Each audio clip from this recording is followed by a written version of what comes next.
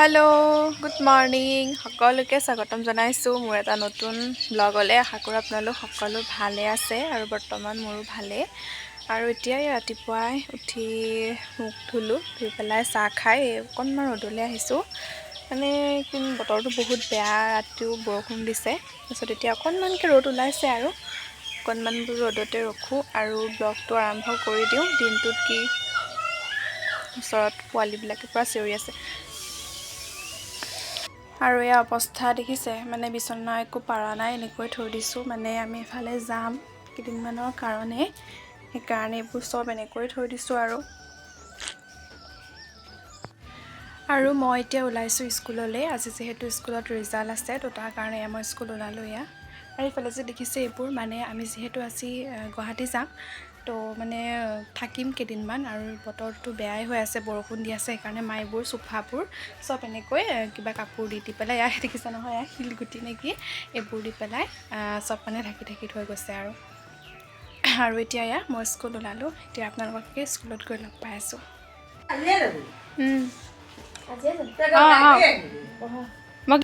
Phone কৰিছে মোক আজি, তোমালোকে সুধিছে। কৈ দে এপ্ৰিলৰ পৰা বহিব দেই স্কুল, কৈ দে পাৰ্থ মাকক ফোন কৰি। পাৰ্চেণ্টেজটো আছে নহয় মেমে লিখা।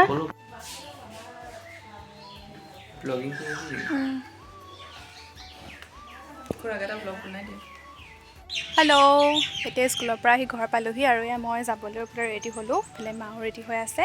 তেতিয়াহ'লে আপোনালোকে ব্লগটো চাই থাকক।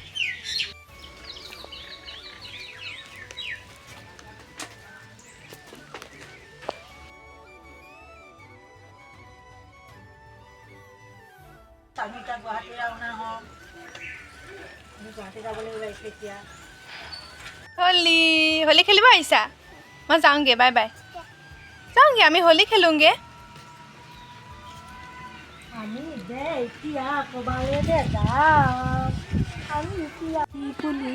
গুৱাহাটী ফুলিবলে দাম নাই দলাও যাওঁগৈ আৰু ন? তোমাৰ এটা দিয়াচোন মোক, দে। যাওঁগৈ আৰু তুমি আৰু মই এতিয়া মুনুবা বুলি মাতিবলৈ নোপোৱা আৰু। যাওঁগৈ আৰু এতিয়া গৈ আছোঁ ঘৰৰ পৰা এয়া টমটমত, যিহেতু মেইন ৰাস্তালৈকে টমটমতে যাব লাগিব। আৰু এয়া ৰাস্তা পালোহি। আহি এয়া আমি মানে প্ৰথমে উৰিয়া গাঁও আহিলোঁ আৰু উৰিয়া গাঁও আহি এতিয়া ট্ৰেভেলাৰত বহিছোঁ। আৰু অলপ টাইম ইয়াতে মানে এনেকৈ বহিব লাগে, মানুহখিনি ইয়াতে ফুল কৰি পেলাই আৰু যায়গৈ, ক'তো নৰখে। তাৰপিছত এয়া আমি এতিয়া গৈ আছোঁ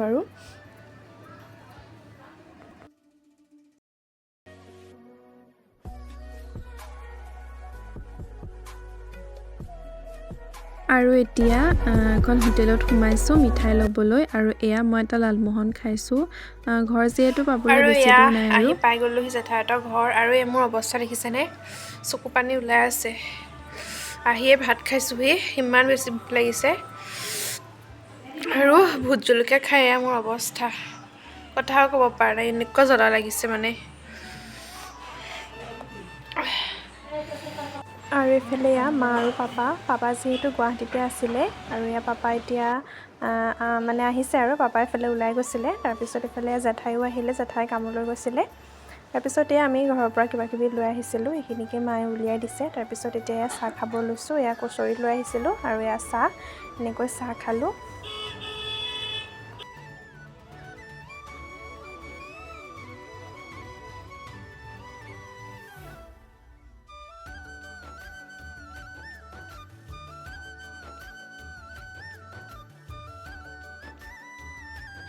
চাহ তাহ খাই মেলি আহিলোঁ, অকণমান বিচনালৈ আহিছোঁ, ভাগৰো লাগিছে, অকণমান ৰেষ্ট কৰোঁ। কওকচোন আপোনালোকে আৰু কিমান কি দেখাব পাৰোঁ, ভাগৰো লাগিছে। ভিডিঅ' কৰিব পাৰোঁ নে নোৱাৰোঁ নাজানো আৰু, কিন্তু ট্ৰাই কৰিম আৰু কৰিবলৈ। তো এতিয়া সেই অকণমান বিচনালৈ আহিছোঁ, অকণমান ৰেষ্ট কৰি লওঁ। তেওঁলোকক অলপমান পিছত লগ পাম। আৰু এয়া দেখিছেনে, চিকেন পকৰা, লগতে এইফালে এয়া আকৌ ম'ম'। এয়া প্ৰভাত দাদাই আহোঁতে লৈ আহিছে। যিহেতু সি গম পাইছে আৰু মই আহিছোঁ বুলি, আৰু সি গমো পায় মই এইবোৰ খাই ভাল পাওঁ। এনে কামৰ পৰা আহোঁতে সেয়া মোলৈ এনেকৈ লৈ আহিছে।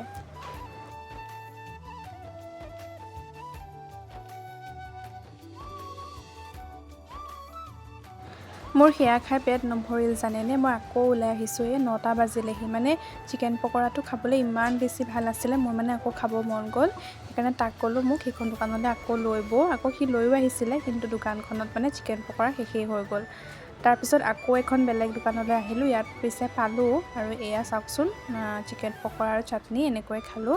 তাৰপিছত এয়া তাৰপৰা আহি পেলাই ৰাতি এনেকৈ ভাত খালোঁ, আৰু এতিয়া শুবলৈ লৈছোঁ ভাগৰে চুগৰে, দিনটো আৰু গাড়ীতেতো থাকিলোঁ। তো আজিৰ ব্লগটো ইমানেই আছিলে, আকৌ এটা নতুন ব্লগত লগ পাম।